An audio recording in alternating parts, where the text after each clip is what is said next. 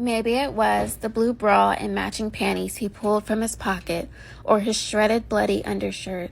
Then there was also the neck of a broken beer bottle, the cap still on.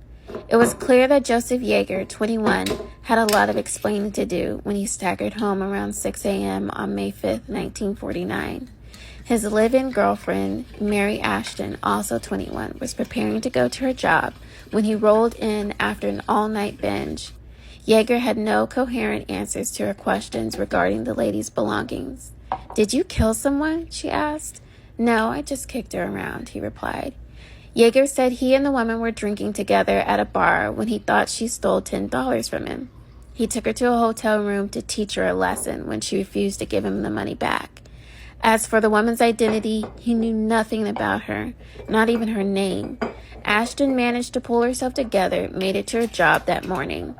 When she got home that evening, Yeager was awake, sober, and holding a newspaper.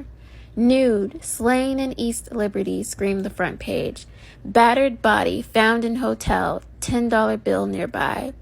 The news reports terrified Yeager. He was plastered the night of the slaying and could remember almost nothing about what happened. He dragged Ashton on a field trip to dispose of the woman's clothing. He also forced his terrified girlfriend to quit her job and stay in the apartment with him. Finally, Ashton could stand it no longer. She told the story to a neighbor who urged her to call the police. They arrested Yeager on June 7th. His defense was that he was so drunk he couldn't remember any details.